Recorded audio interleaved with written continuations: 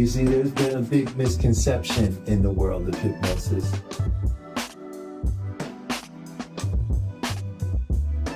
Hypnosis is a natural state. It's something we go in and out of all the time. But we can use that state to affect our own behaviors. So this is a do with.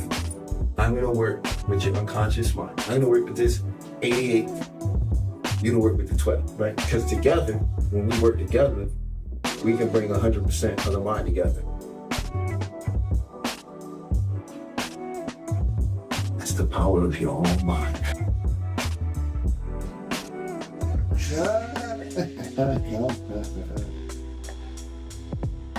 So I just attended Talib's group hypnosis, Beyond the Mind, and it was amazing. And the fact that I feel so refreshed and so energetic afterwards is amazing. It's a wonderful feeling. This was a bonus. So for the last couple days, I had been experiencing a pain behind my face. On a scale from 1 to 10, not even a 1, more like a dull ache. And while we were going through the process, I was able to let that go, and I was actually able to pinpoint the root of that disease during the meditation process and during the visualization. And since we've been done, I haven't felt that pain, that dull ache behind my face that I had been feeling like for the last few days.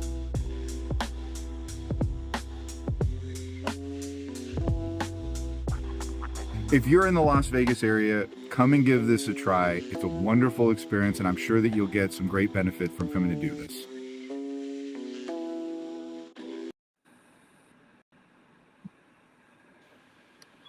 Greetings and salutations, and welcome to Beyond the Mind. We are not here to teach you. We're just here to remind you. We want to welcome you all again. I got my very always special co-host, Chef, with me. And we were having a pretty interesting conversation in the back. You know, Peach felt like it was getting heated. And I'm like, I don't understand why you feel like nobody is, responding emotionally. We're just giving our opinions here. If I feel like something isn't valid, I want proof of why you're making a statement. But, it was so juicy. I was like, well, shoot, do we even explain it? Do we just keep talking? Right.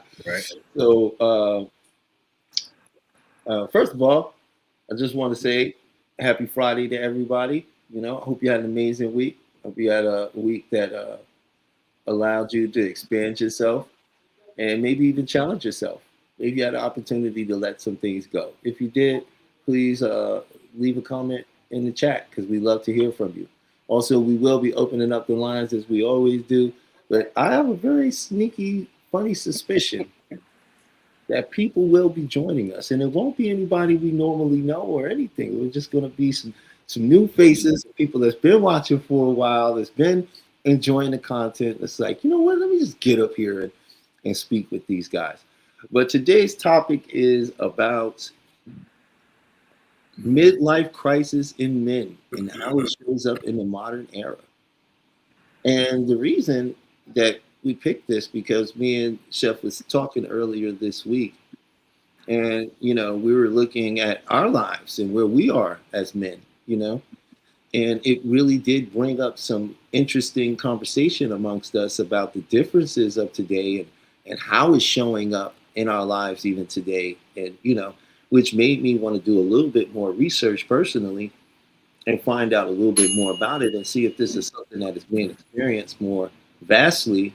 Or is it an anecdotal situation where we're like Jedi, so we're doing some, going through some, I don't know, way of the will force or something. But was that toast? No, that wasn't toast. Actually, if I smell toast, you should call 911. They say if you smell toast, you're having a stroke. Okay, I'm not smelling it, but I heard it. Yeah, no, that's not toast. Okay. Unfortunately, I do love some toast, but yeah, so that's what we were gonna speak about today and get a little bit into, and possibly go back and forth because we have some differences about that, and so if there's men out there that would love to join the Discord about what we're talking about, which is midlife crisis in men and how it shows up in the modern era is not the same as it showed up, say, 30, 40 years ago, or even 25 years ago. Or if you are between the ages of 38 to 55, are you even aware that you're in the either beginning stages or the middle stages or the end stages of a midlife crisis? Are you aware? Well, it's only a aren't crisis aware. if it affects you. And it's not all men that experience midlife crisis. These are not all men. It shows up in different ways. It depends on. It doesn't always have to be a tragic. It doesn't always have to be a disaster. It actually can be pleasant. Then it's not a crisis.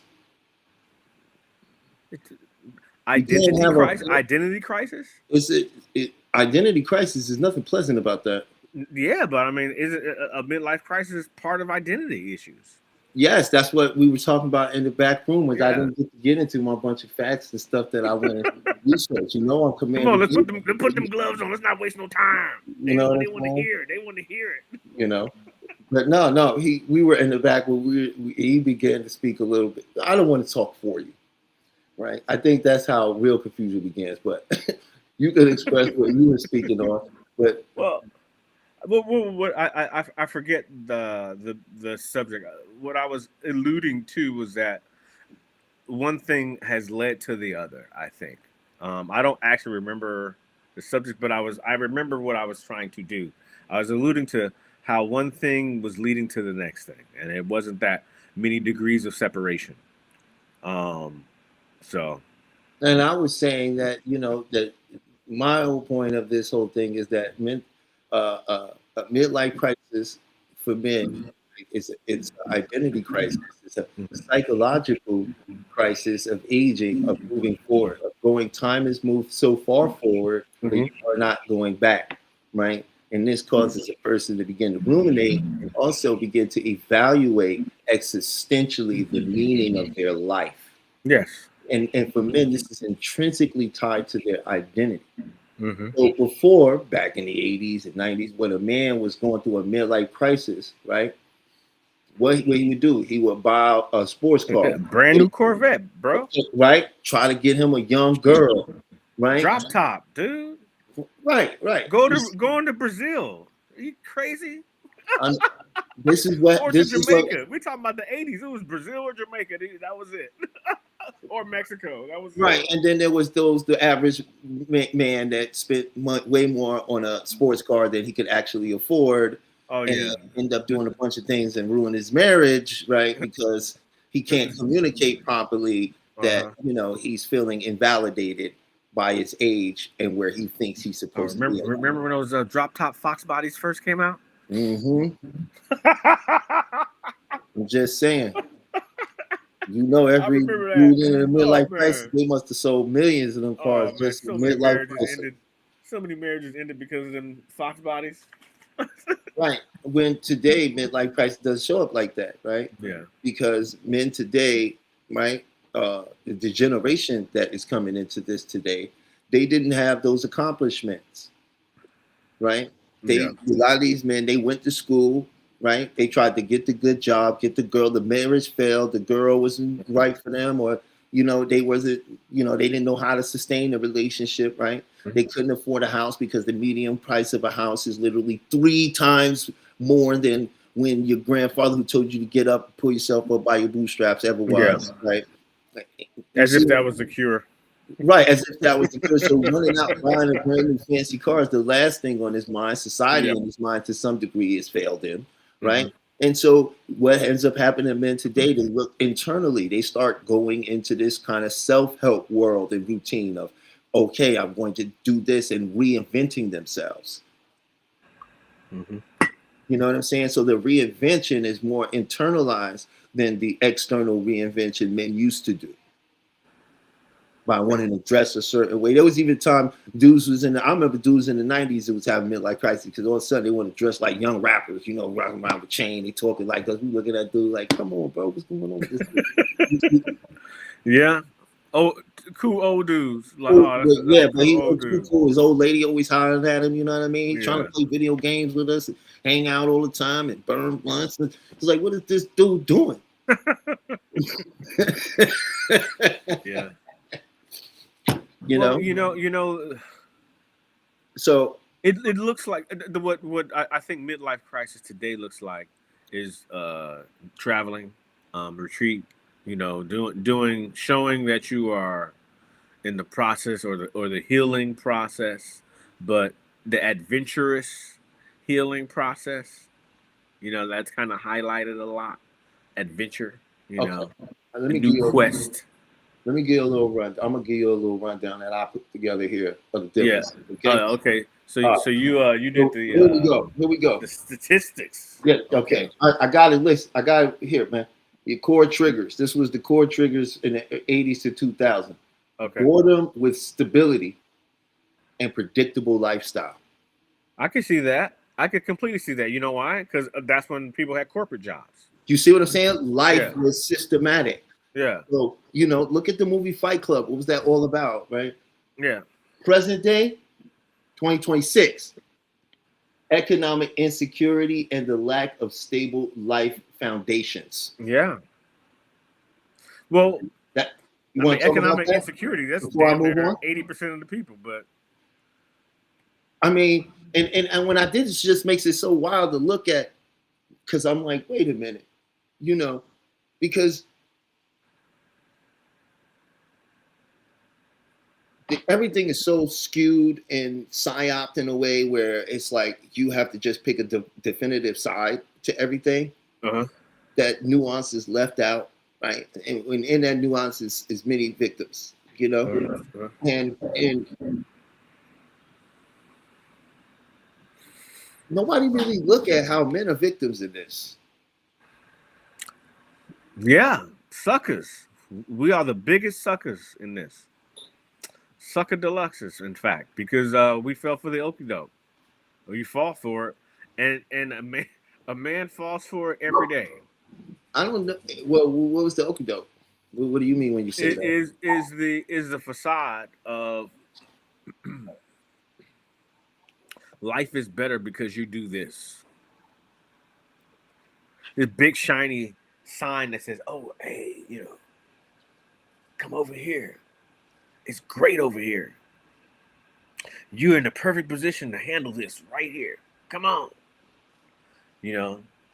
The things that you typically can't handle when you're younger, or you don't have the financial security to be able to handle it, and then you can finally afford it. And a big shiny sign that says, "Hey, I'm right here. Me, I'm right here."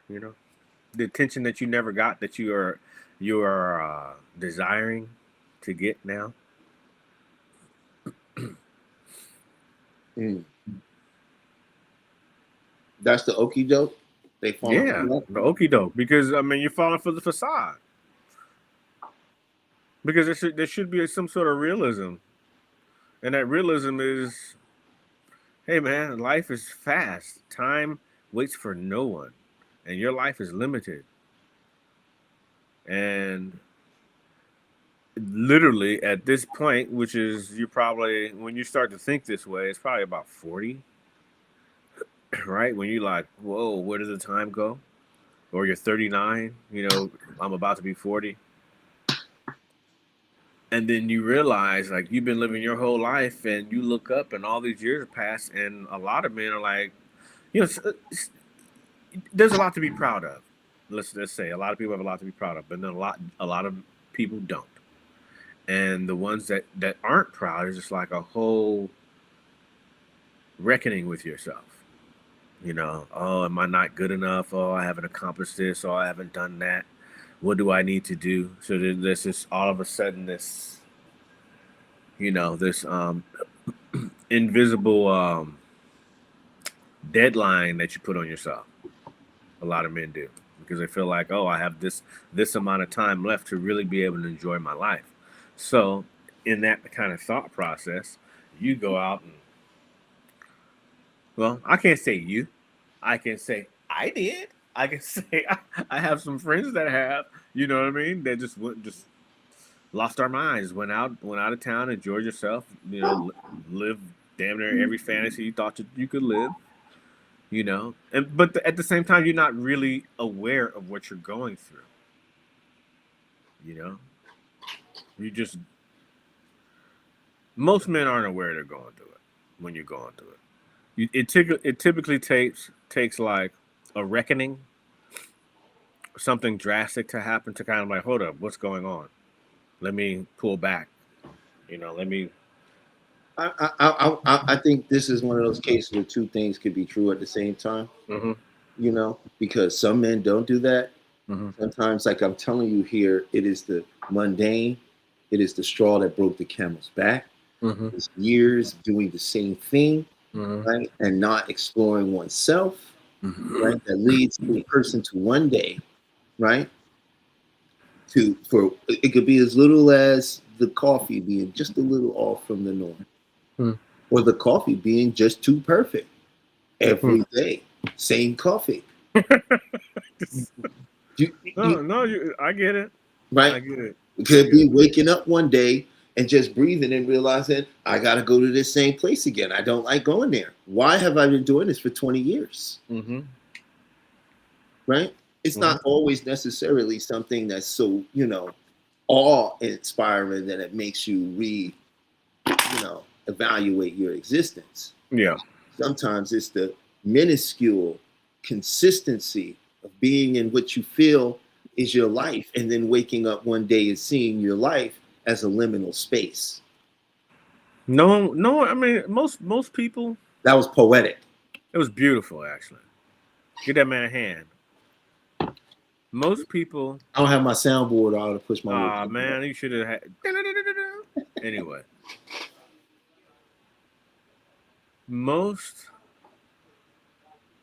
humans have a desire for change, maybe just once. Just once. I can't say everybody, you know what I mean? But I can say maybe just once, because isn't humanity about experiences, right? And I think that's kind of what happens in the midlife crisis.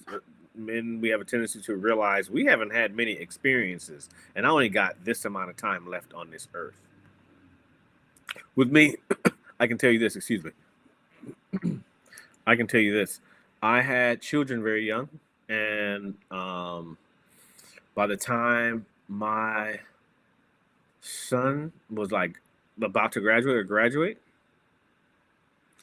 that's when I kind of, start traveling a lot and kind of lost my mind a little bit because that was like the first time that I had just an opportunity just to, and not be too concerned. I mean, I obviously had to be concerned because I still had another child, but I didn't have that day-to-day responsibility as I did with my son. And yeah, I mean, it was different because, like how you said, I was living a life of every day going to work, taking care of the fam, going to work, taking care of the fam, going to work, taking care of the fam, and I never actually had time to travel, or I never created the time. I didn't create the time until my father passed. And when my father passed, I was in the process of dealing with his death. That's when I realized I was going through another change. And I was like, oh, okay. It's two things, two things can happen at the same time. I was going through a death of my father, also realizing I was going through a midlife crisis, and then understanding that I was going from being the son to now being the patriarch of my family. So it was a lot of different changes at that time. Right, which would explain why you took it so far. You know what I mean? Which is very natural and normal, right? And I agree with everything you're saying. I also know that there's a whole nother set of men out there. You know what I mean? The quiet man, the one that found his place in the world. That what I mean? That also has these experiences that show up. But my point is that I think what you said was excellent, and I think we both agree on how one of the core trigger, the difference in the two. The second thing is the primary expression, how that showed up. And we think we covered that because in the 80s into 2000s, That was an outward rebellion. Yeah, now it's You know, inward, which is beautiful. It's kind of affairs, sports cars. You know what I yeah. mean? And now it's an inward focus on health, purpose, and mental wellness. No, let me ask you this. In this industry that we're both in, excuse me. Is there a sense of arrogance within the industry? Have you experienced that? And have you What do you either mean? What industry? What do you mean? health and wellness and the life coaching? Not I don't necessarily want to say hypnotherapy. I see more of a life coaching, and but it's still kind of They all straddles a little bit of what we do. They trying to attach hypnotism to it now. I'm seeing Yeah. them all try to do it now, and I'm like, oh Yeah, yeah. but they don't have the full training. No, they didn't go to HMI. Yeah, They don't know. They didn't Yeah. go to actual college that is actually credited by the Board of Education. So I guess what I'm saying, the arrogance within the business, within the groups. Like, okay, I just saw something the other day, basically saying Indonesia is banning all foreigners from doing events there, and we're talking about retreats. How many retreats does Bali have? Right? Mm-hmm. How many? Tons of retreats. So now, and part of the reason why they're banning them is because of the arrogance of the people that have either been coming and disrespecting the land, or just operating business like kind of shenanigans, or just whatever it is oversaturated, and they don't want it anymore.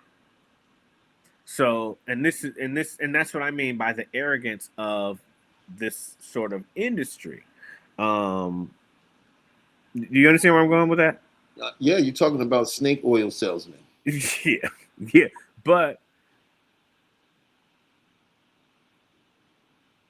that's within this, right? And Yeah, they went anything, oh my gosh, I can't think of his name. He wrote the most famous self-help book ever. Oh my goodness. I know who you're talking about too, because I think I probably own the book. He said Carnegie funded him to do it. What was his name?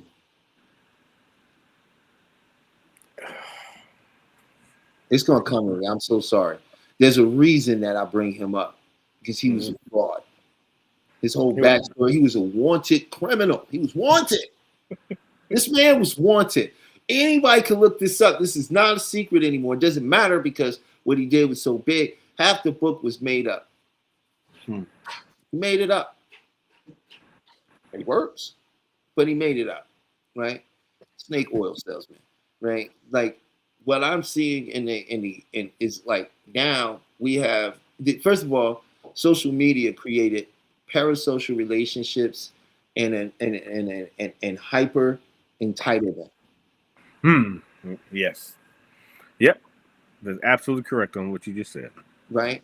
And if you take those two things together and start telling people, I'm gonna show you how to manage your SP in 5 minutes. Yeah. Right? You see what I'm saying? And then you have people like myself, that's been out there. I've been spreading shit.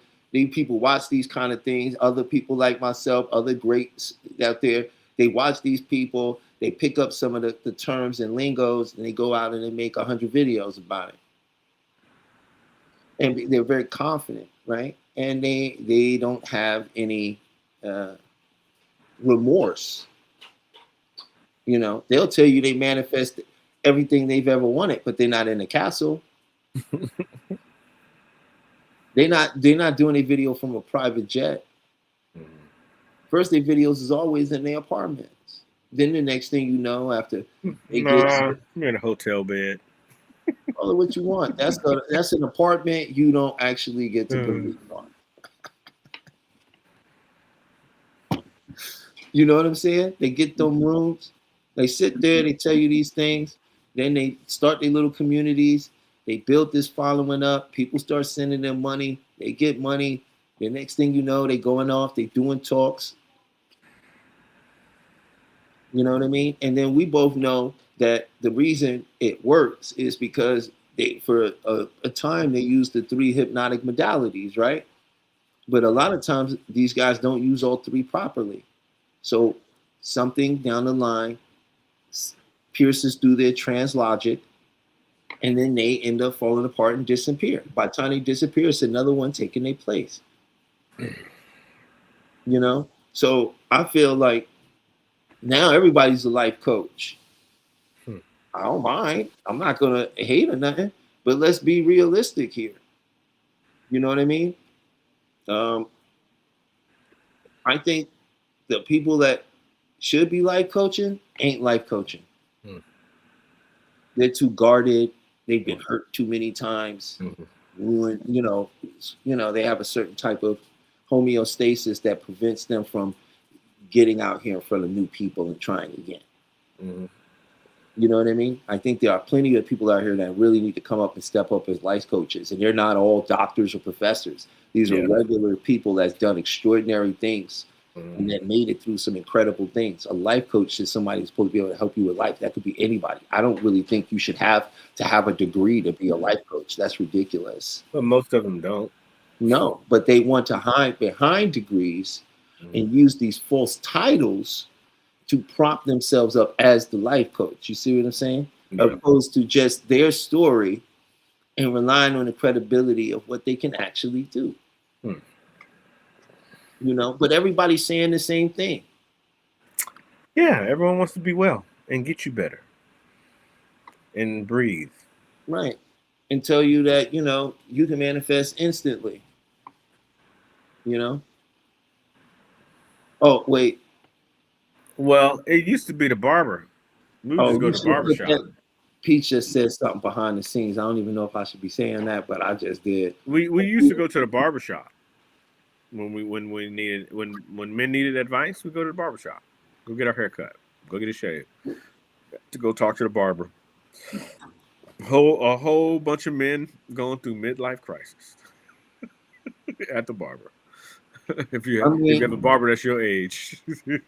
Well, there was brotherhood during that time, and that does not exist in the same way. It still exists, but just not in the same way, because we're not as the way we socialize isn't the same anymore. You know? Man, I'm thinking about just how many opportunities I've actually gotten in the barbershop. Man. I'm sorry.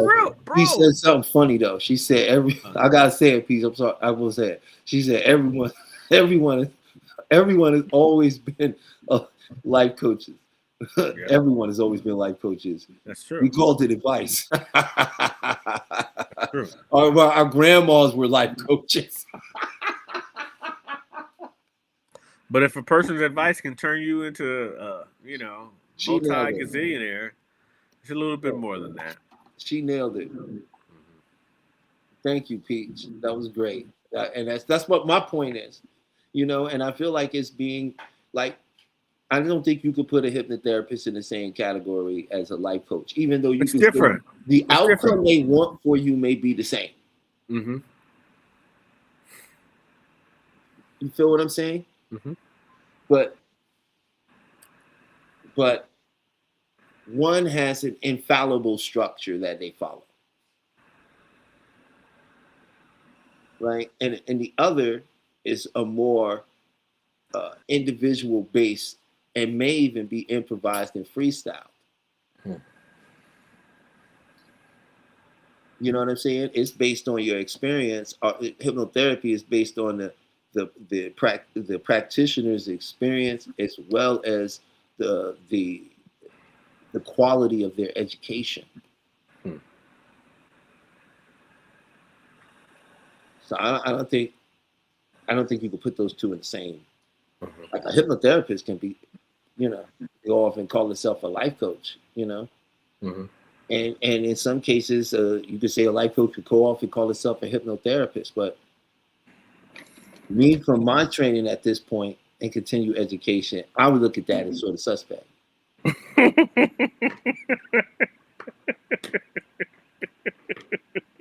And I've seen enough of these hypnosis boot camps to know that, nah, bro.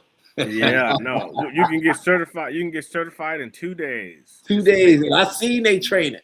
I'm like, $3.99. that don't work. $3.99. That don't work. No wonder. No wonder that. We only have 4 seats available. You ever seen it? It looks terrible. Some of these scripts is like, whoa, that don't work. Interesting. I think the Ericksonian Center is the best one though, outside of HMI, in my opinion, because I love Ericsson, but they actual is legitimate. Like they get down. I feel like they get down. They get down with it. They with it. But man, no, I didn't even get. Let's continue on, shall we? That was just that. Look what that. Just look what column 1 just opened up. What a great conversation so far. Just from that one, 2 parts. Okay. Here's another interesting one. Here we go. Goals. The goal. 80s and 2000s. The goal was to recapture the youth and excellence. And excitement to recapture the youth and excitement, right? But today, and then you go ahead and let me know, all right? It's to find stability, sustainability, and meaning. Yeah, and that's why the goal, most people's goal that I know, is to leave America and to be able to be sustained outside of it, because you're concerned about the quality of life. A lot of people are looking for the quality of life outside of this place. So, okay, but I think it's very interesting. You know, I don't know the numbers on that. I do know that there's a whole, you know what I'm saying, movement. Okay, I know that there's a new movement. The new movement is the American dream used to be the white picket fence, to have the white picket fence, the house, the family, the dog, you know, the 2 kids, the corporate job. Now the American dream is to be able to leave this motherfucker. Excuse my language, but for people to be able to have the possibility to be able to go somewhere else and create a quality life somewhere else. That has become the new dream. I mean, I think that's a dream for some people, but I won't say that's like the dream for most men in America. I'm not saying most, but the dream is changing, my man. That's what I'm trying to tell you. I just told you the goal has shifted from trying to regain your youth and excitement, right? Which would explain why shows like Jackass, which was done by middle-aged men. You feel what I'm saying? Yeah, dudes our age. We did that. So enthralling and entertaining, and when you look at the production, like we know in Denon, you find that these were done by older men. You know what I mean? And they were obviously going through a midlife crisis. The difference, they had money. You know, they were producing it, right? They had enough money to do something about it. But my point is that today, right, when you get to that age, like it's amazing that sustainability, stability, and meaning, right? That's a complete inverse of what it used to be. That's what I'm saying. It's a complete 180. Well, I mean, we just had a conversation this week. Grady from Sanford and Son at 42. Oh yeah, he was old. And how he looked like he's in his 60s at 42. Who else do we have? There was someone else.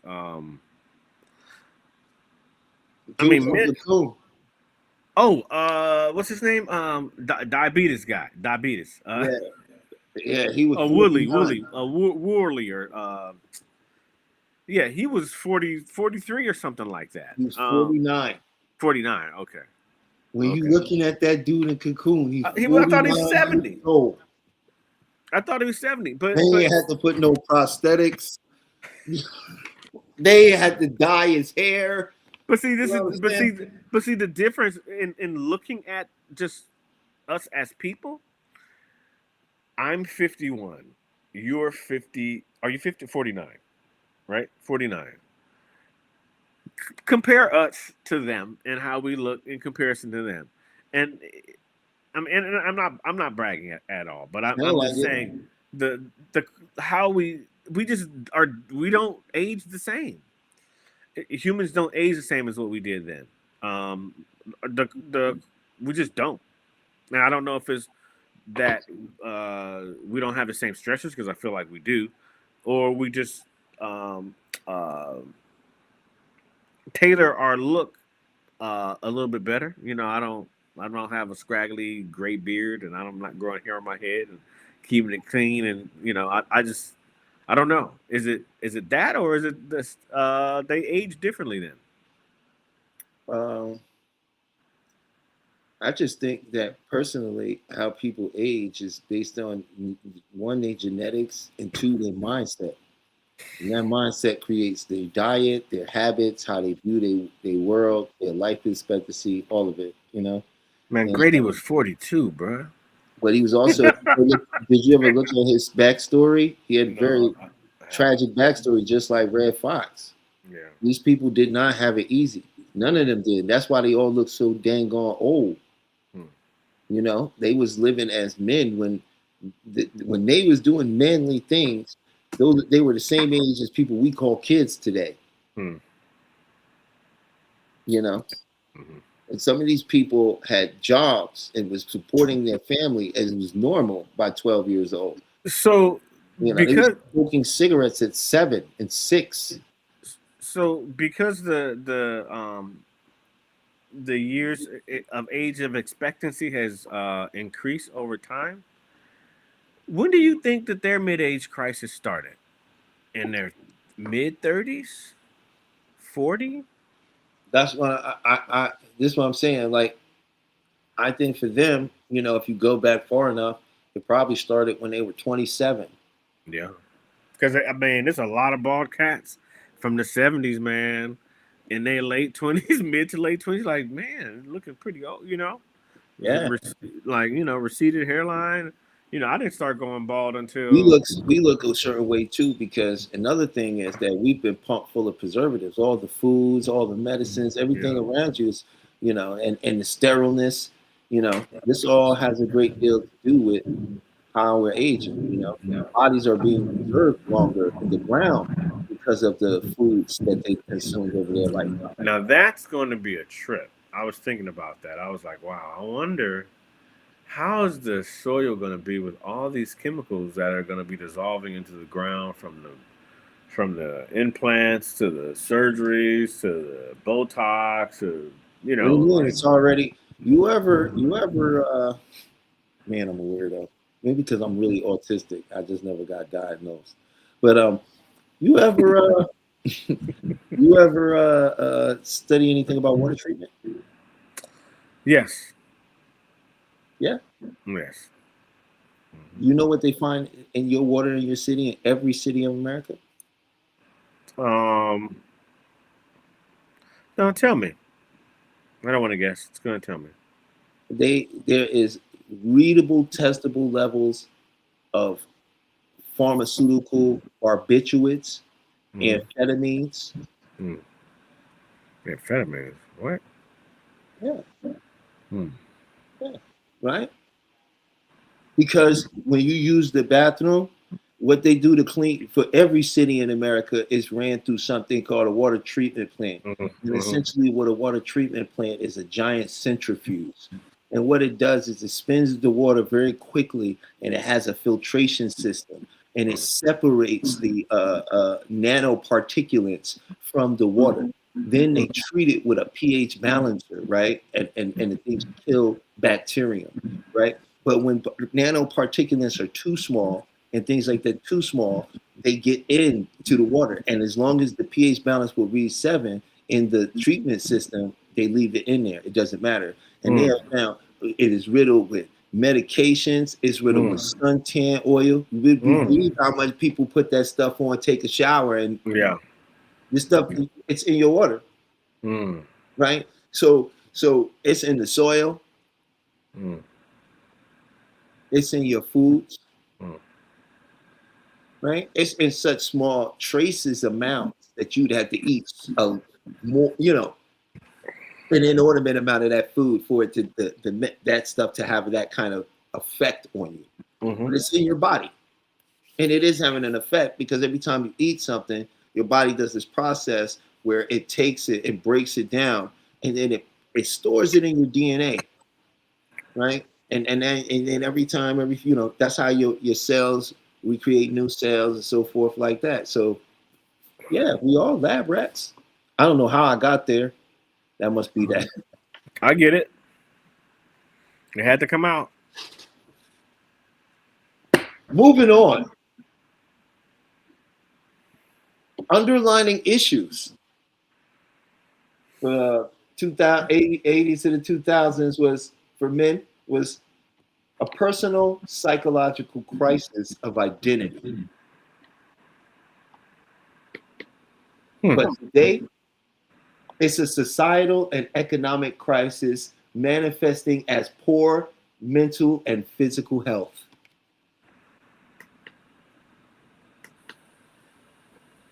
What you think about that? I'm just talking about the differences because people they still refer to it like a man's having a midlife crisis, like it's the same thing. Oh, you're just getting who you are, Yeah, it's not. It's really not. It's like a serious thing now. Yeah. And that's what I find the most interesting. Like it's completely. It literally is reverse. I can actually tell you my personal situation because I think it's extremely informative to some men who just are not knowledgeable about what's going on. I was at the time I was like starting to work out and get myself in like fairly decent shape, and I kept noticing, like, no matter what, I could not lose my stomach. No matter what. I'm like, why am I not? And I'm going hard, I'm like, could not lose it. And someone says, hey, man, you ever get your cortisol checked? And I'm like, what? And then it came to, not understanding what cortisol does, not getting enough sleep, not understanding you're not processing things. And then someone's like, after you get into the next stages of questioning is, hey, have you gotten your blood work done? And then it's like, what are you talking about? Yeah, have you gotten your blood work done? Have you seen your levels of testosterone and estrogen? I'm like, what do you mean? Like, that's a thing? Yeah, that's actually a thing. And then getting your levels tested and understanding, how low your testosterone may be and how high your estrogen may be, and you're not understanding your mood swings and or attitudes, because that is something when men have a lot of estrogen, typically that's when that's when they're called bitchy, because of complaining and and they don't, most men who are going through that don't even understand what's happening because it's not a normal conversation.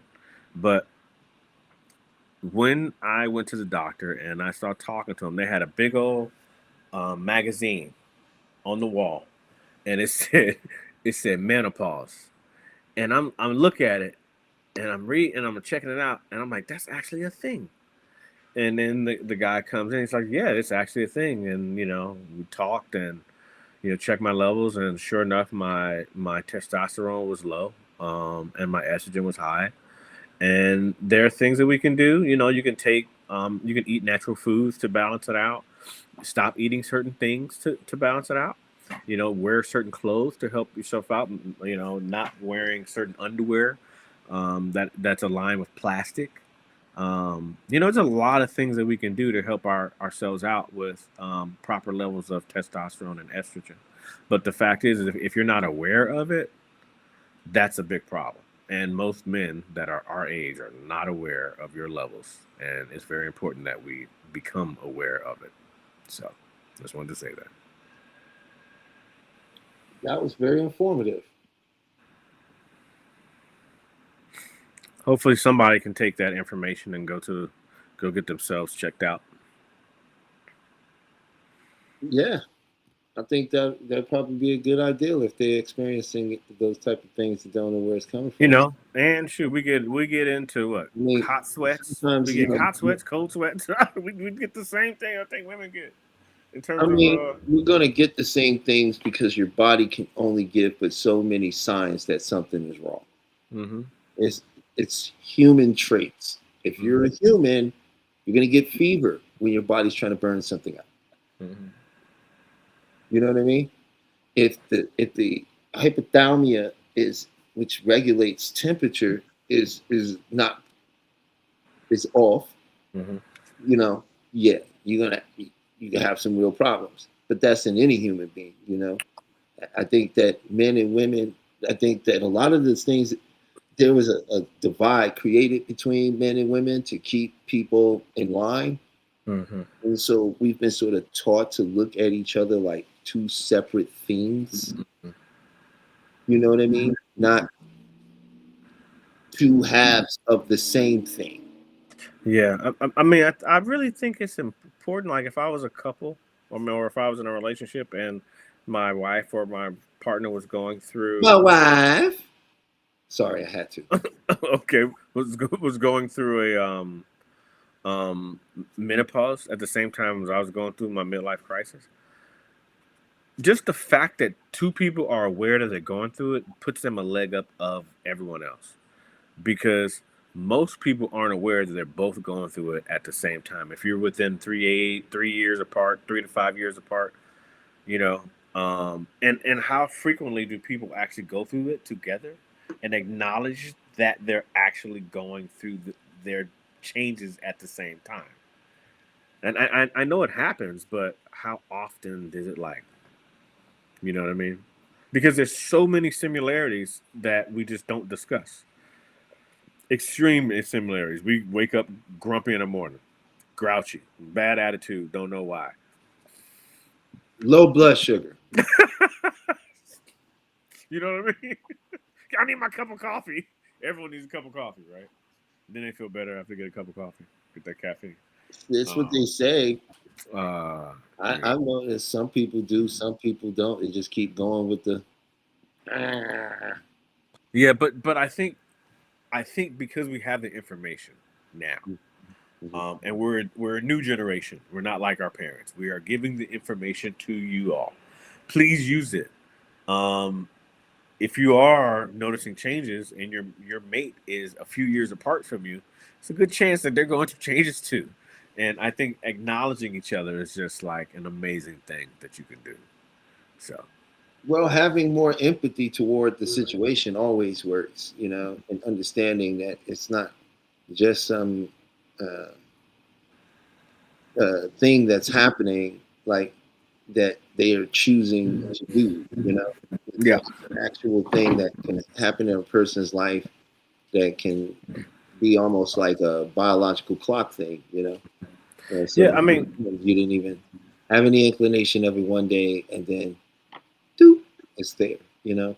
So uh, I agree with you. I think people would be do really good to work together with each other. I don't think a lot of people understand each other psychologically, you know. Um, I can say this: women have a greater tendency to acknowledge themselves going through a change than men do. We, well, we have that's we have we have problems acknowledging our well, change. we have. There's. It's not just because we have problems because they were given to us.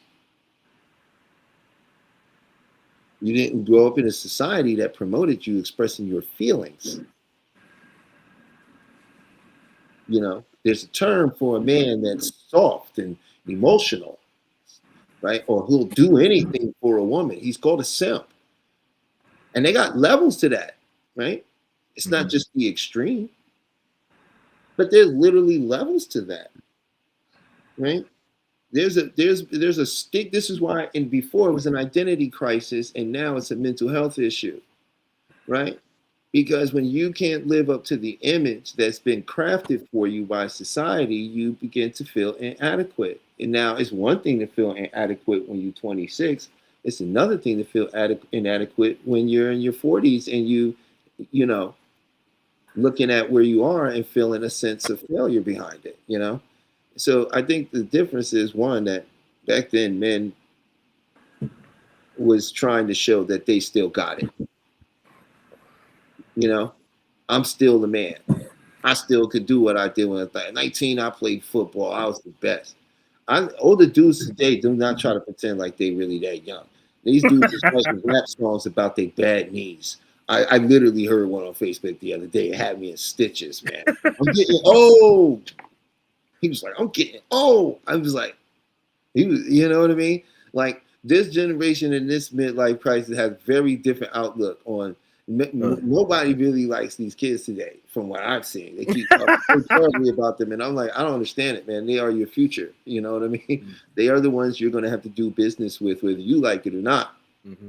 You know? A couple of days ago, we're going to speak of the younger generation. My son has a group of friends that I've known for a long time, and I've been the quote unquote the cool dad, right? The dad that gets to come and gets invited to all the events and still gets to hang out with them a little bit. But you are so correct, man. And like, it's so important for us to give that generation, because they don't have it. Like, they don't have the we got to learn life by living it. We got to go out and experience, go run the streets, stay out to a certain time. You had neighbors that looked out for each other. You know, there was just a different way of life. I've always tried to make a point to be in my son's life in terms of like, and his friends and his social things, just so they know that, hey, there's one person that you can always rely on, whether it's by conversation or just showing up, right? You can all of his friends can come and ask me for advice, and they do. They're in their own way, right? But it's that generational difference, and most of them are inquiring information about how were things when you came up, right? That's most of the questioning is like, and then when we compare it, I'm like, you guys have no idea how much freedom we have versus what you have, and even at that time, we didn't think we had the kind of freedom that we had. We thought they were clamping down too much. And now we're like, there's no way. There's no way. Right? But as someone who's middle-aged now, it is my duty to let the younger generations know what's coming. Because the people before us didn't. So we have to. We don't have to, but we should, because we have the information. So. I agree with you, but when you're looking at a midlife crisis to this level, it's kind of wild. Well, a lot more chemicals. The cultural view in the 80s and 2000s was, and you're going to agree with this one, it was a cliche to be mocked. I can think of like 3 or 4 comedy movies right off the top of my head that was rightly based off that. Old School being one of them. Yeah. I mean, what Milton Berle used to always have cap for everybody. Like, he wasn't like playing. He was like, stack them up, let's go. And here's the cultural view of it today. A serious, underreported mental health story. How many of those do you know? I'm sure we all know at least one. Exactly. You couldn't even. Your thoughts went. Brrr. That's I saw it because it's too many to count, and it happens too often now, right? So at what point? At what point do we accept responsibility within our own crises to be responsible for another, like someone else? Or is it, and I know you say everyone doesn't feel like they have to be responsible. I get that part. But for the ones that do, for the people that also feel like they have a lot more empathy than others,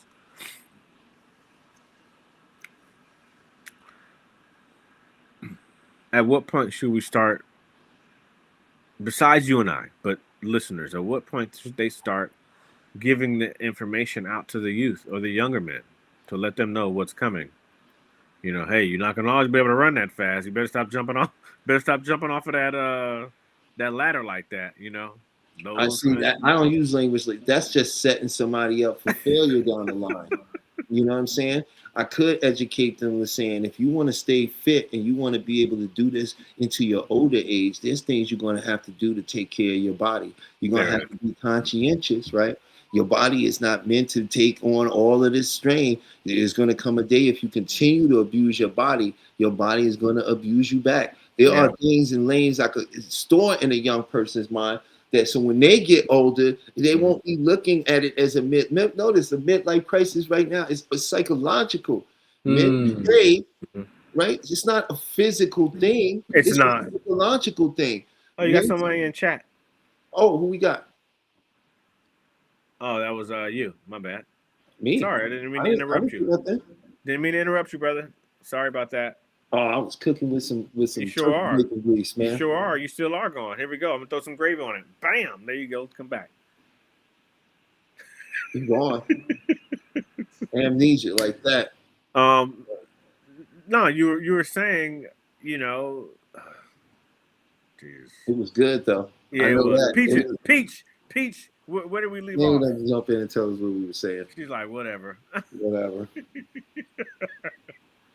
My bad, man. He was cooking with grease too.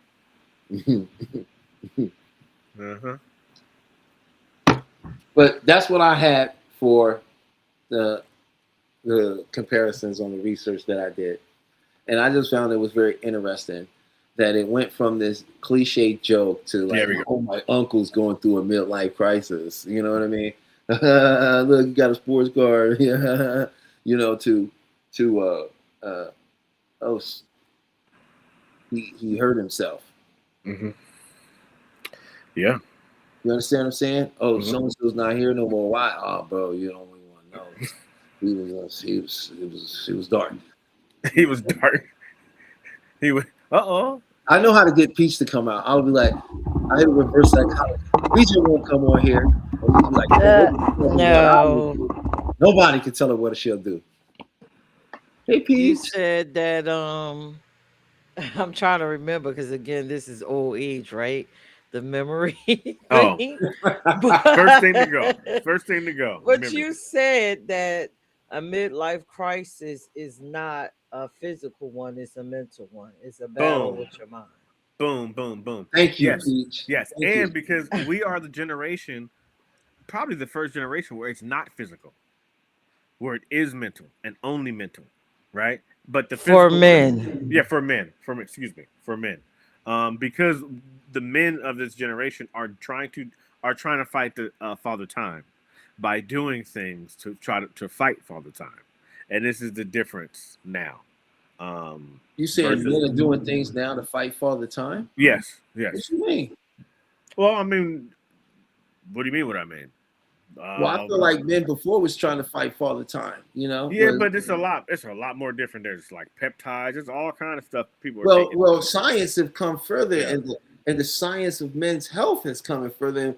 And when you don't put all that time and energy into other people, and you put it into yourself, you'd be surprised at what you would come across, and be able to get and do right. Like I agree with everything you be saying. I'm not disagreeing with this. I'm just expounding on it, like, and adding another layer to it, like saying, you know, hey, well, we do have that too, you know, because I don't think you could take. First of all, men is like this wide net, right? You take out ethnicity when you say men. You take out culture when you say men. Yeah.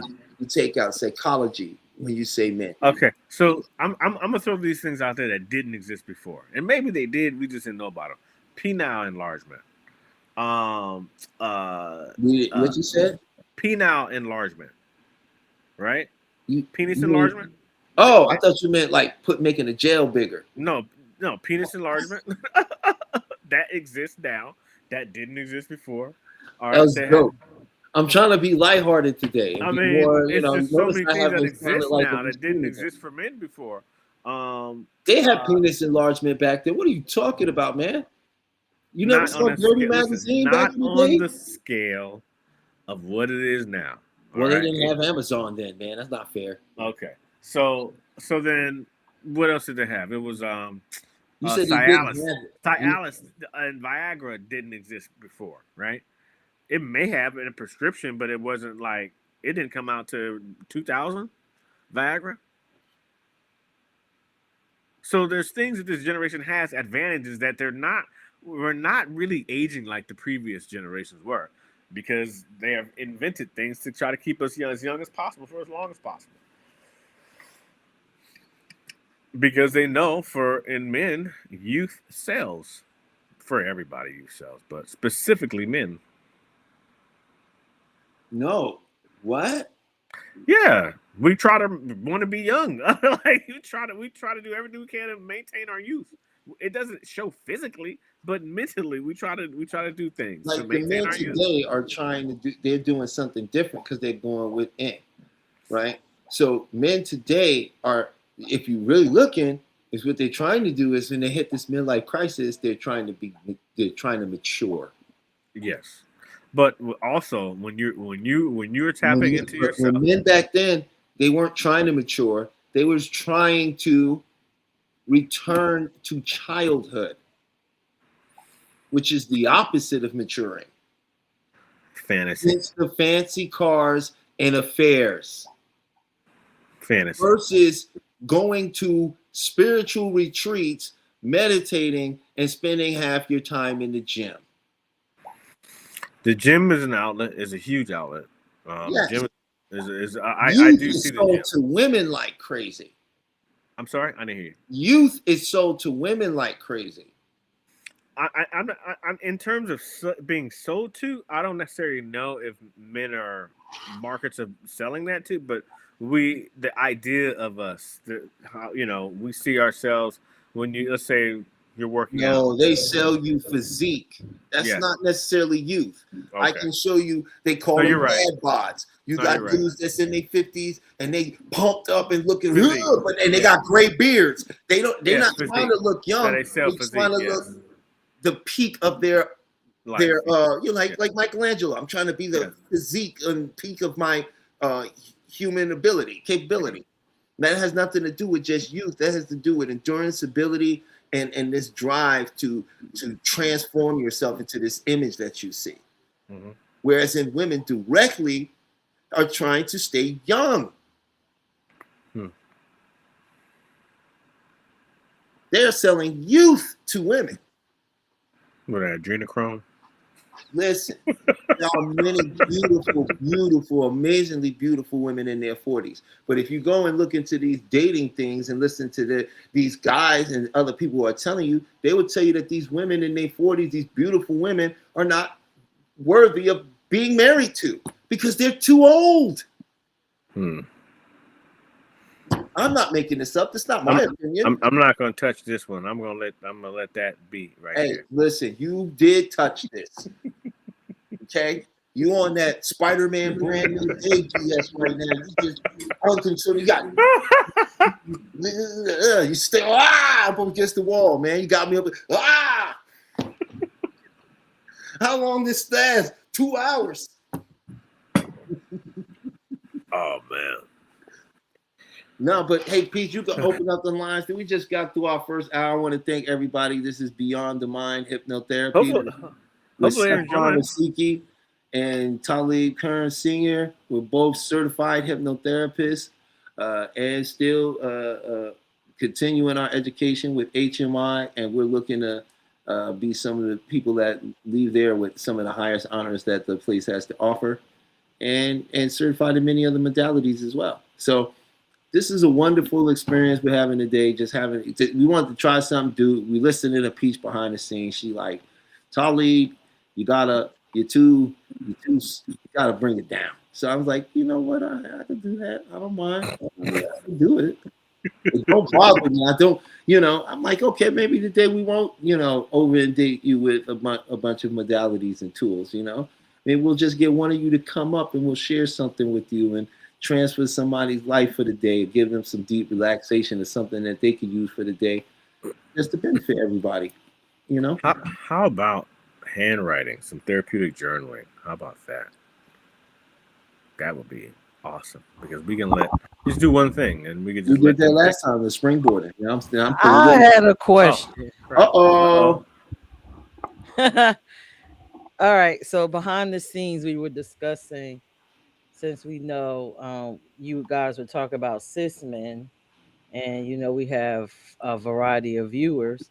How does the midlife crisis show up for trans men, being that they have testosterone and stuff? As we said, it's psychological. It's not a Okay. testosterone thing. That does not. It is one of the effects, right? But low testosterone doesn't necessarily just come from a midlife crisis.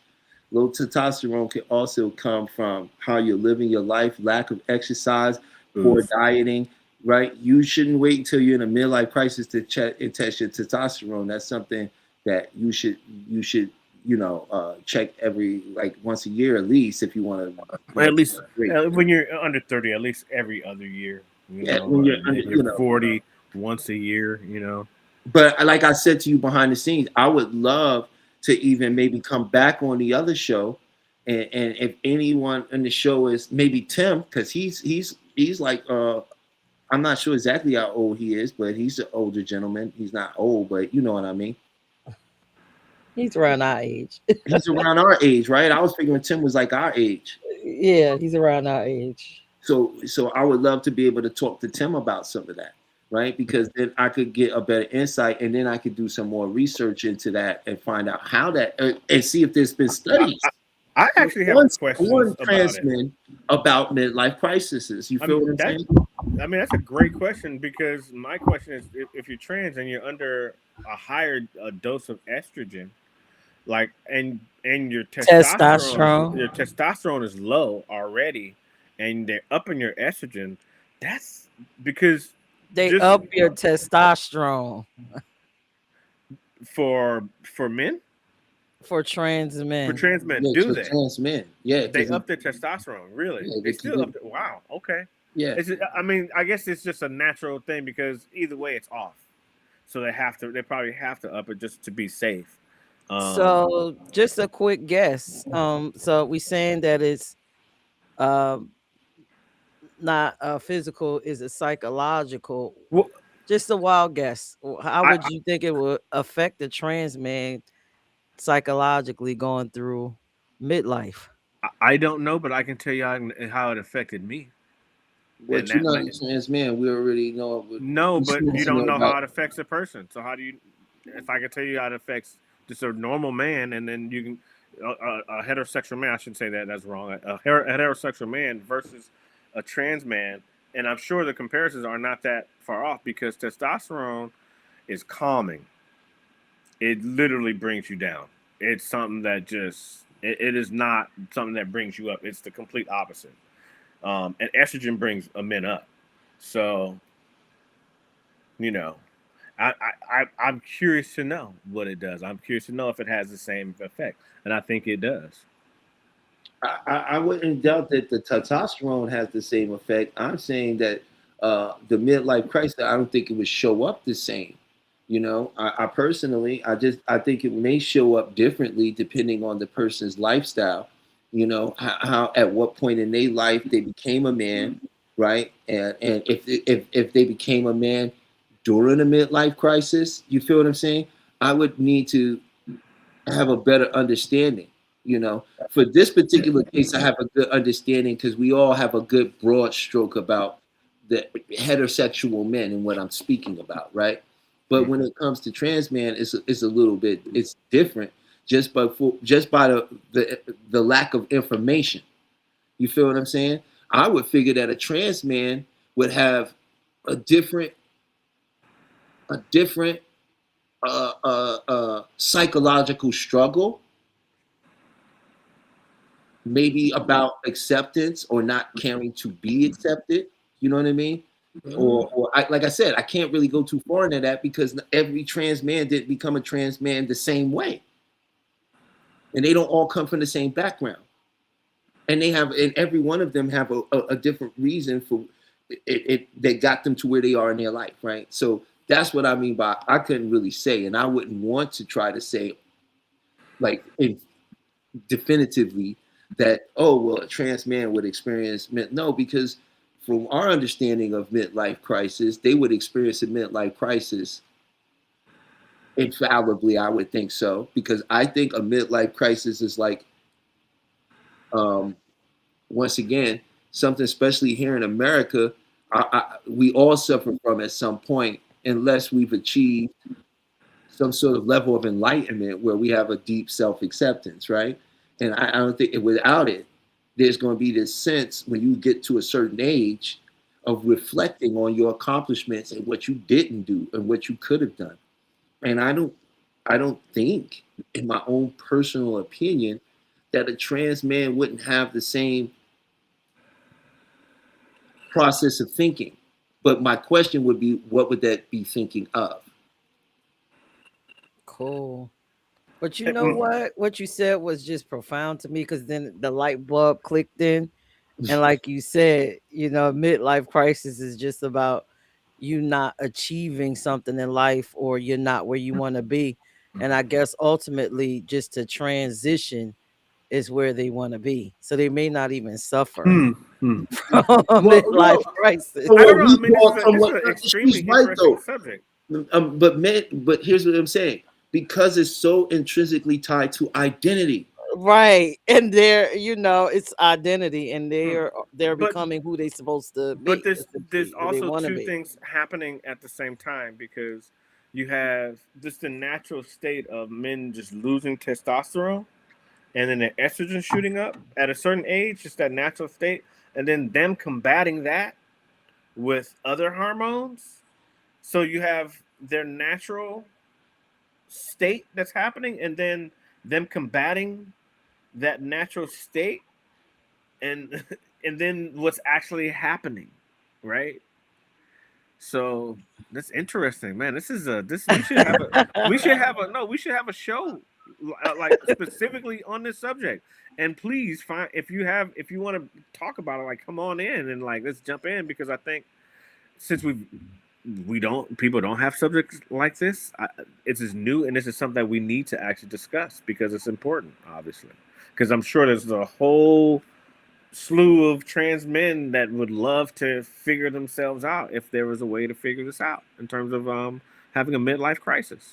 I don't know. I think when it comes to, this is what I feel like when it comes to certain trans and stuff, when it comes to that, a lot of that, I think it's more the straight people trying to figure themselves out than them. They already figure out what they want. Whether we want to go crazy, we want to stay. No, that's why I said, like, no, they whatever identity crisis they had led to them making the decision to become who they are.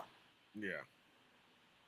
Right. And there's a certain type of confidence that's found when you stand up and you do something like that, and you take the heat, and then you make new friends in there, right? And you become someone else, right? Versus someone who's lived a life and only did this and only stuck to the rules. You feel what I'm saying? And wakes up one day and go, who the hell am I? Oh, okay. That's you're absolutely right. It's like they completely did it a long time ago, so it's not even an issue. You see where I'm coming from, Pete? Yeah, it's like, oh man, fuck that, I'm already here. Like, it's like, like, hey, I've been struggling with. So there is a trans man watching, and he says that for the most part you're right, but not entirely right.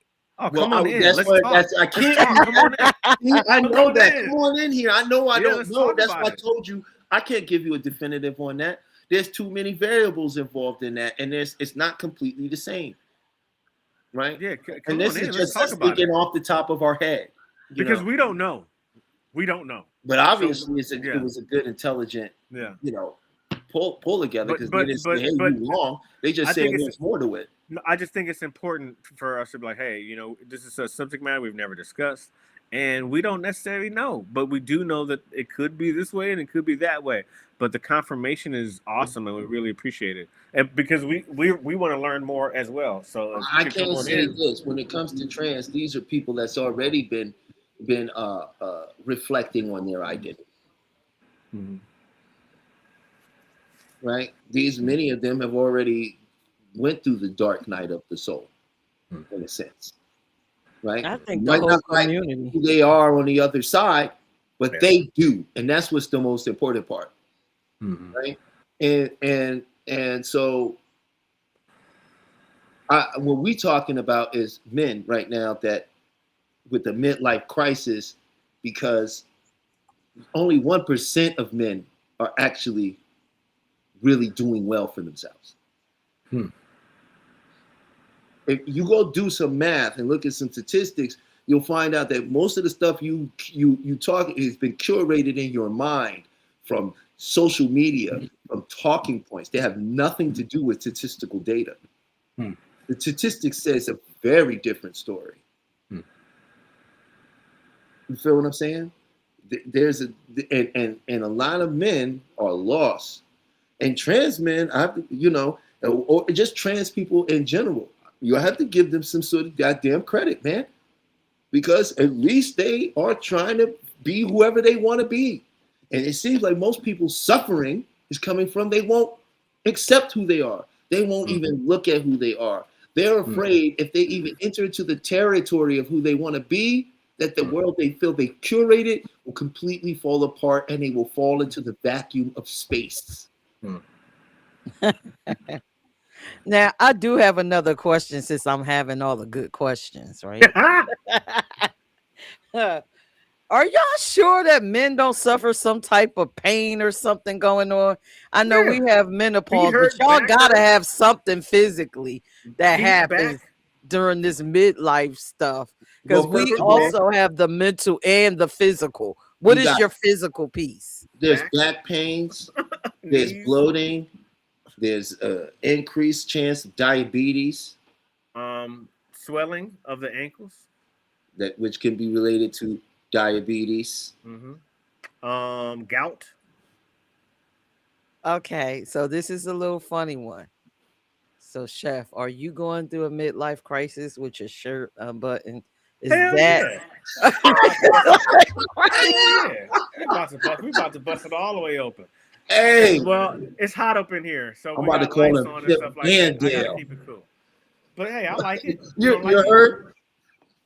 I'm about to call him Chip and Dale. Oh wow. I'm just wondering. You know what I'm talking about? Yo, they famous. Hey, listen. Hey, I listen. bought my first motorcycle out here from a Chip and Dale dancer. Everybody You need to- can't wear the little mock neck with a shirt with your flies open. I mean, Everybody can't do it. I'm telling you, man, you looking like $1 million right now. If you would tell me right now, tell us about your course. My course.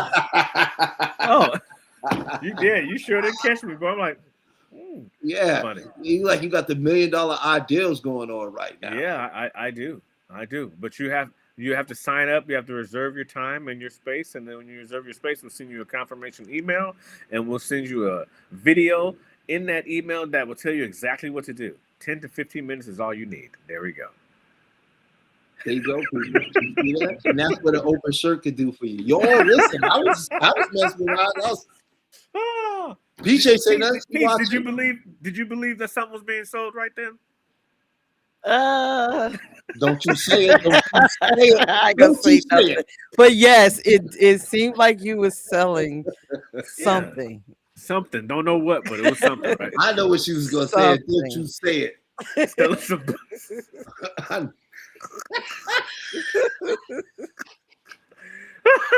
oh, okay. All right. Man, you That's should tell your friend or whoever it was. I say your friend because your community is your friend, and you got thousands of friends out there. People. No, we need to have an episode, yo, like for real, because I think we just I stumped by what we don't know, and just the fact that we don't know, and we're curious to know. I think that's enough. I want to talk. Peach, hook it up. Tim, Hook it up, Tim Peach. tell us. He'll What? tell us in a straight kind of cold way too. Cool. Tim is kind Oh, of. Tim. Oh, so you want to have an episode with midlife with LGBT men? Yeah. It's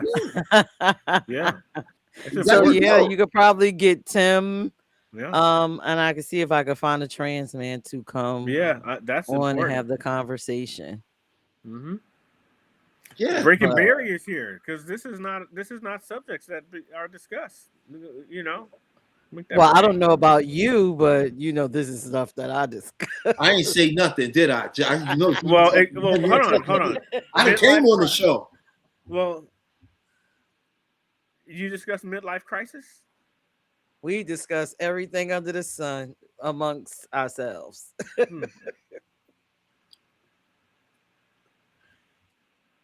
Interesting. I just didn't know many people discuss midlife crisis because it's just not. We don't really discuss it that much. Right, but Yeah, I love that y'all are discussing it for men because, again, like I said, behind the scenes to live, um, black women, I'm getting on you right now. You don't think that men go through shit. Hmm. You think men wake up and they're here to be the parties that take care of you, give you money, they slave, they're cavemen, they fix shit in the house, and nothing goes on with them. And if they decide to shed one tear or feel one pain, you're pissed because you feel like they're still in your moment. But that is not the case. They are humans. So let me get off my soapbox. thank you for that human disclosure. We are humans, you know. Well, he Mhm. is. I'm trying. My DNA didn't come back yet, so we'll see. I hope it didn't go to ancestry. You know, I knew someone who got their DNA tested 4 times, and the last time they were like, we can't identify what you are." They said every test was like, "We can't identify what you are," but the last one was like, "Yeah, we're just gonna give you your money back." Yeah. Well, someone gave them like some goat DNA one time, and they told them that they came from West Africa. Hmm. Did you see they It's put a crazy. That's iguana? why it's listed as entertainment for Yeah. entertainment purposes. Mhm. Yeah, it's not even real. It's like, okay. No, learn your genealogy. Don't listen to that stupidness. They can't track your people back like that. That's insane, bro. They have to dig people up for that. You really know how many ancestors you have? That's insane, yo. I don't know, man. Movie logic is leaked out into the real world. Movie logic, yeah. Yeah. So, The lines are what open, are everyone. what are the plans this weekend? The lines are open, everyone. I'll tell you, the lines are open, everyone, and we would love for you to come up and share your thoughts and opinions. And we want to thank you for listening in. We appreciate you, and yeah, the only way we're gonna be able to spread these messages is if you hit that like button and share, and send it out to the people you know. And let's get this out there. Let's grow this community. Let's grow this movement of positive, true positive change and lasting change through the power of the mind in a sustainable, systematic, teachable way. So, Beyond the Mind and Beyond the Mind hypnotherapy.com is where you can find me. You can always go on there. I also have a nice little video that you can watch at the bottom that I think you'll find very enjoyable and powerful. And there's also blogs that we do and I do that share about hypnotherapy and different and just a bunch of different very cool psychological things you might find very interesting. And you can also find the Beyond the Mind shop there where you can get the Beyond the Mind jackets and coats, hoodies, t-shirts, and sweaters and journals and coffee mugs for the person that says, I don't want to see anything until I have my cup of coffee. And so, yeah. So, lines are open. Please feel free to jump on in. We love to hear from you. Peach, I want to thank you for jumping in with some wonderfully great questions. And I want to thank whomever that was that responded with that information. I love if they follow up and share with us what is the other part that might be missing from what we said so that we can have even a fuller picture. Because we're really here to grow and learn and share what we've been learning, right? That works. Everything we do and share has been tested and it works. It works with the clients that I work with. It works with the clients that Chef works with. And that's what we're about. We're about giving some real tangible tools that actually work, and not really trying to sell you on a pipe dream that, in the next 60 seconds, I'm going to manifest you $1 million. That's not going to happen because you don't believe that's going to happen. You might physically or verbally say that, but there's part of you that's laughing at that because it knows that it's ridiculous, because you're never going to get more than what you believe. And your beliefs aren't surface. They're not the things that you tell other people about. Your beliefs are the things that make you say, I don't know why that happens to me. See, that's your real belief. Your belief is in the things you see in your world. If people aren't doing right by you, that's your belief. You don't believe people do right by you, and you're not going to see evidence of anything else. And even if that evidence presented itself to you, you would still merely vanquish it through the filter of your belief. So what we also want to share is the power of your own mind.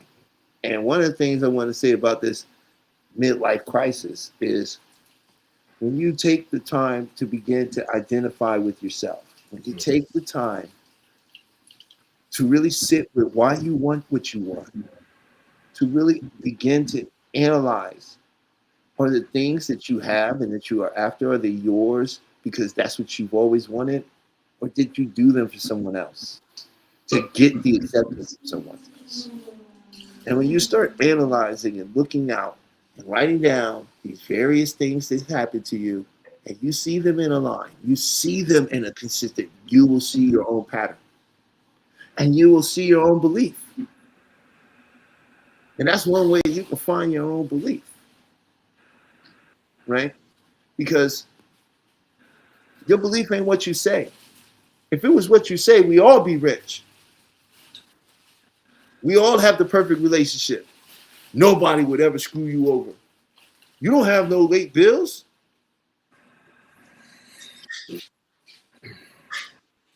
But you don't believe that. You say it. But you don't believe it. And what we do is we help you convince yourself of new beliefs.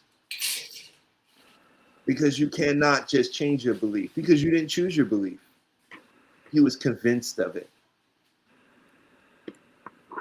And now you need to convince yourself of something else. And that's what we do. So this was my little break ad here, just to promote our business and the fact that we are hypnotherapists. And my buddy Chef here is as a Reiki practitioner as well. He's powerful Reiki. He also is a master of hypnotism and also a master of rapport. He's a generally down-to-earth, good guy that helps strangers, that helps people out in the real world. He's actually helped people, And this is before he ever was, when he was still in the film business, right? He was the kind of guy that would come and see you and help you. He even put people in hotels that were sleeping on the street. That is true. Right? This is the level and quality that we bring when we work with people.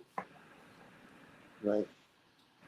We get results because you came for results, not because our ego demands it. And I just want to put that out there. Yeah, we're here to help. And not only that we're here to help, we actually enjoy helping. Enjoy helping you and enjoy hopefully giving you the tools that you need or that you don't have to help improve your life. And that's really the most important. We're here to help you help yourself and help you help your family. And that's really why we're here.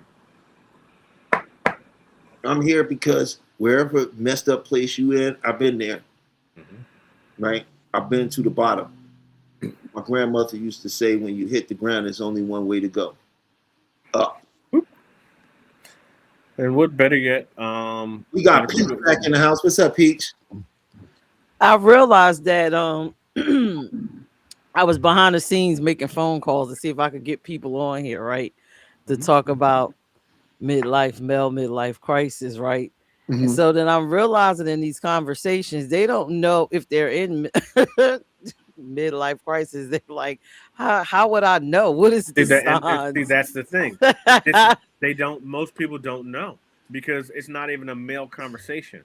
See, this is the problem because women, y'all always discuss it. You know, you have someone. Oh, girl, I don't know, and then you be like, have you had this? Have you done this? And like, no, okay, then you might be starting this. Men, we don't know. Yo, like we just don't. And the signs are is that cortisol. Cortisol. If you see someone who can't lose that stomach, that's a telltale sign. Of course, well, not necessarily of a midlife crisis.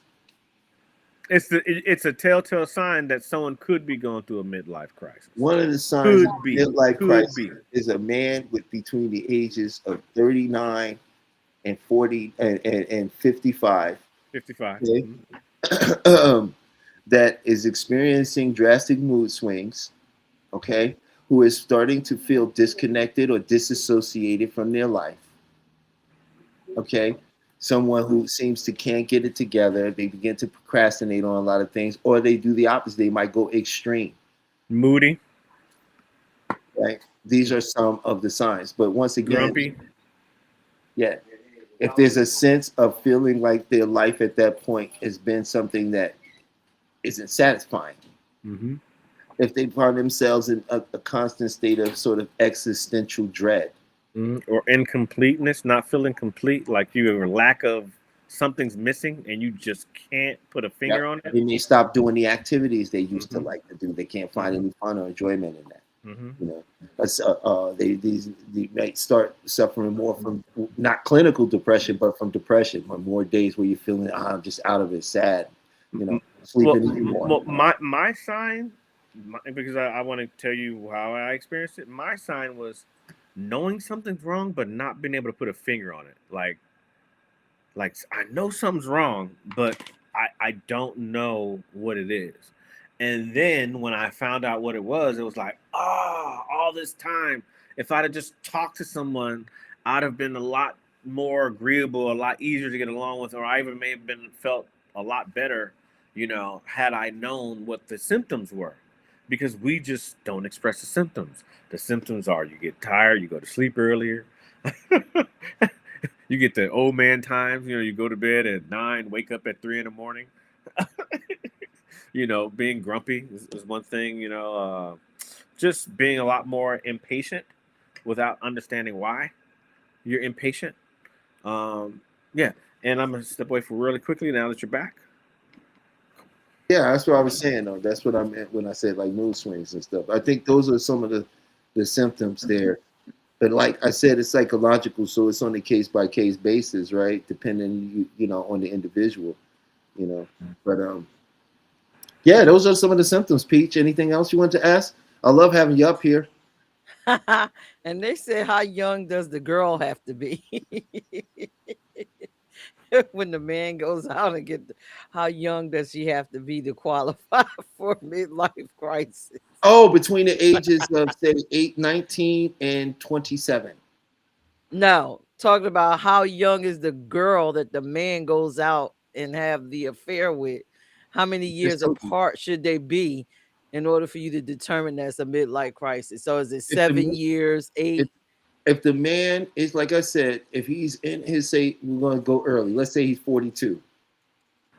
Okay? And he's dating a girl that's 22 years old.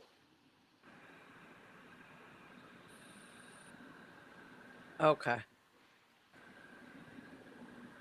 Right? He has no intention of starting a family. Right? Like I said, it's unfair. Right? Okay. I think personally, that's why you see so many of these older dudes constantly hollering, "Good, well, that's why you gotta get them when she. I don't want no older woman because she can't have no more babies." And do. But you're like 50 something years old. You still trying to have babies. I gotta leave my legacy. Who are you, Caesar? What are we talking about here? You know, that's just my personal opinion. You know, it really boils down, and that's who I see a great deal of that is. It's like these guys that are over in their 50s and so forth, and they're like, well, she got to be 23, 22. That's who, and it's like, well, and then the reason for it is, well, older women are what? They're difficult. She's already had kids. You can't have my babies now, and or she's difficult, or she thinks we're not equal. A younger girl is more pliable and willing to work with me, and it's like all these weird reasons. And I think like to me, that's like a total sign of a midlife crisis, in my opinion. Does that make sense? It does. Ladies, stay away. Run. I mean, there was a time that was the, you know, now it wasn't, because at 50 back then, you was like a great grandfather.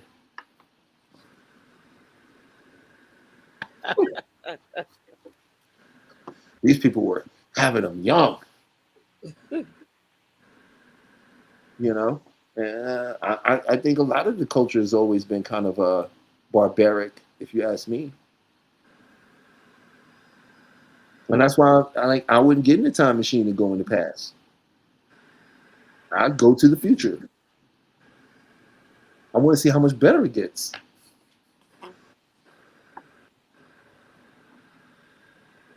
But that's just one man's humble opinion, you know. I would definitely love to do that show though, and just have, you know, a conversation about it. From my perspective, it feels it's amazing because it did a complete 180, not a 360. Didn't go back to what men used to do, right? It went to like some awareness stuff, and you know, they're not buying sports cars now and going to better help. You know, something wrong with me, Doc. I gotta get some help. Hey, there we go. Back again. What I missed? Huh? Oh, nothing. You didn't miss anything. Just a few minutes time. Pretty good episode, I think. To not have many people in the room. I don't know how many people's in the room. I mean, you know, I'm not really. Well, I mean, no guests. I mean, besides. Oh Peach. well, you know what? I'm gonna keep true to this. I know Peach has been our guest, so we did have a guest. They are watching. They are intrigued. I keep seeing people just watching.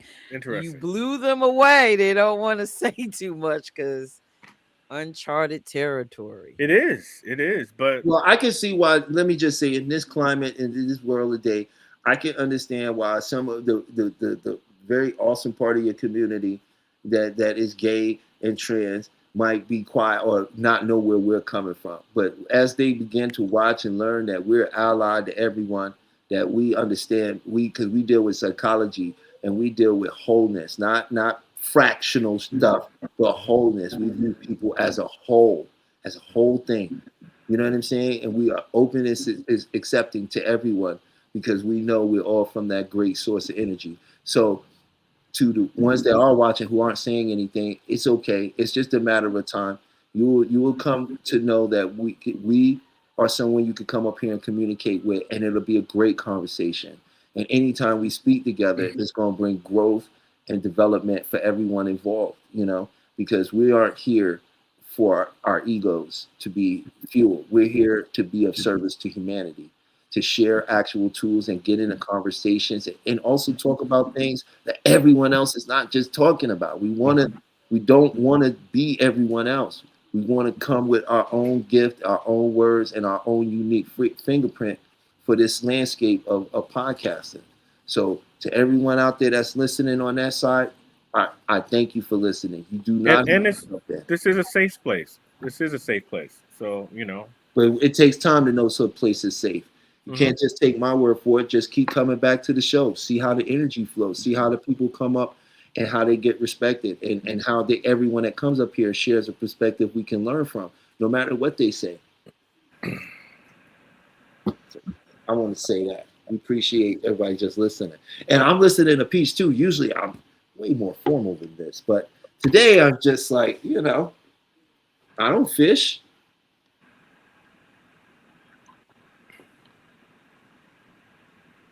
Oh, quiet. Yeah, Oh, I had a joke about water, but I decided not to tell it. Okay. Yeah, So, I what had an happened? uncle who never drank water. Hmm. Yeah, you know why? He didn't like the taste. No, he said fish shit in it.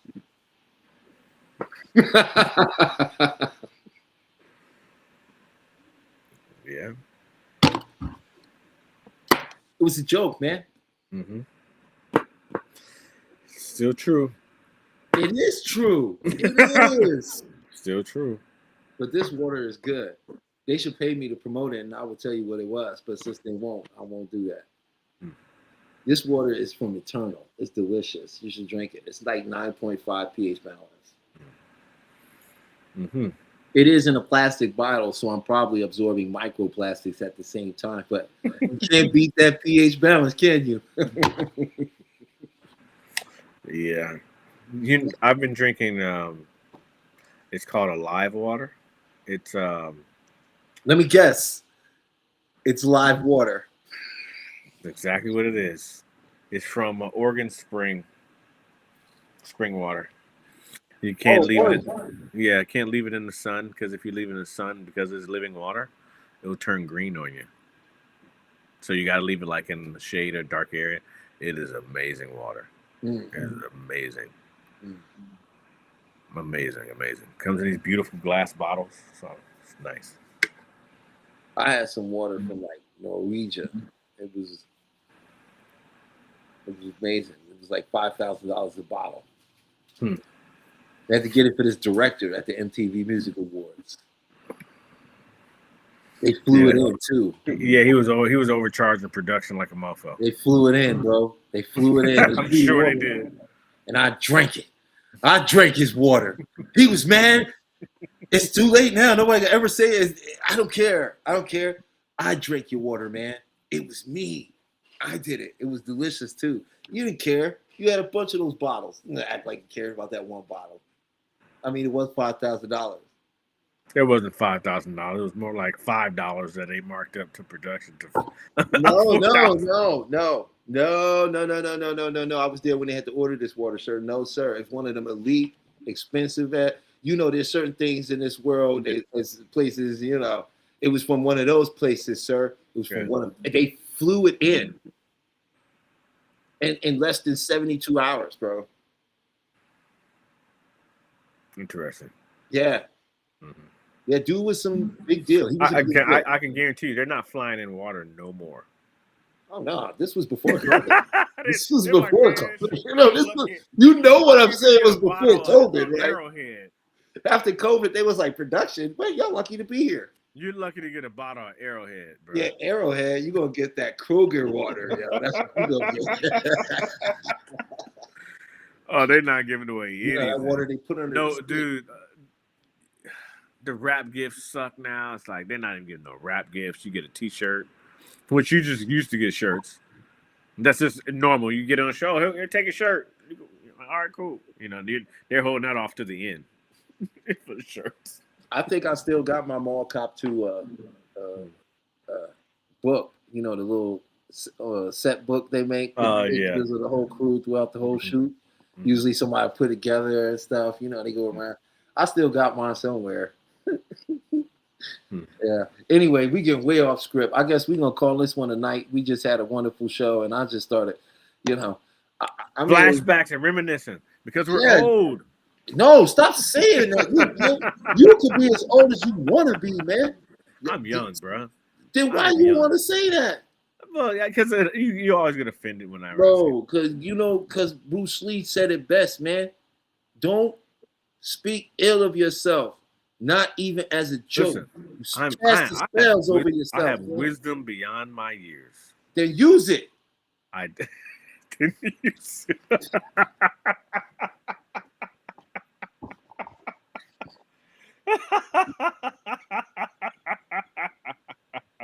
I think I set myself up for that one. You totally like, well, here you go. This was like when you first learned baseball and they put the little thing on the puck and you just sort of got to stand there and they like, run. Yeah. That's how you just gave it to me. Like, run, little man, run.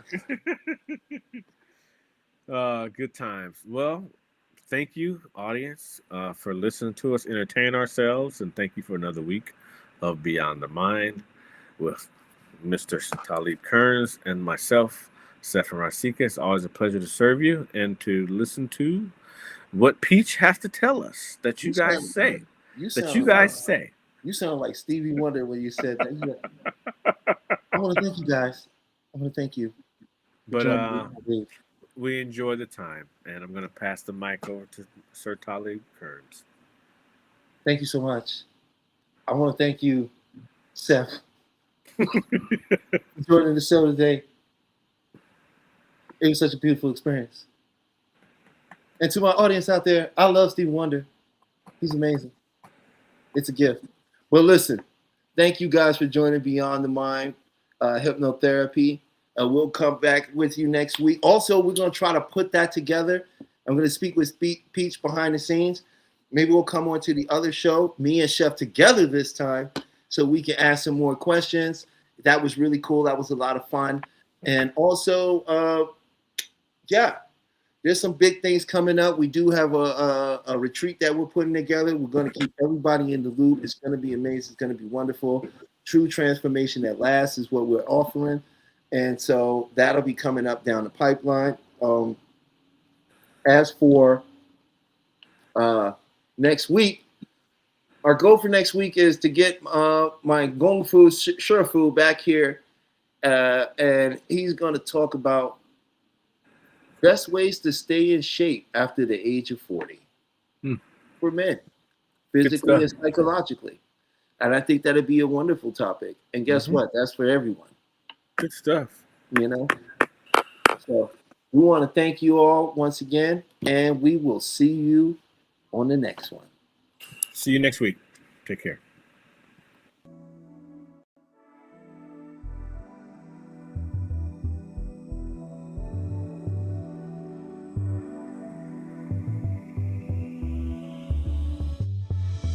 You see, there's been a big misconception in the world of hypnosis.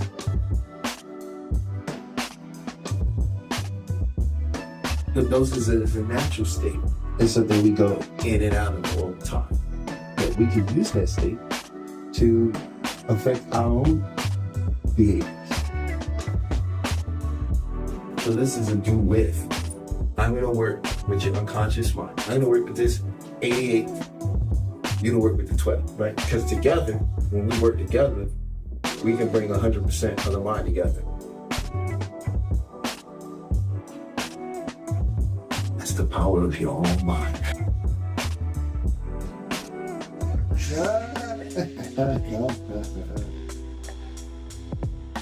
So I just attended Talib's group hypnosis, Beyond the Mind, and it was amazing. And the fact that I feel so refreshed and so energetic afterwards is amazing. It's a wonderful feeling. This was a bonus. So for the last couple days, I had been experiencing a pain behind my face. On a scale from 1 to 10, not even a 1, more like a dull ache. And while we were going through the process,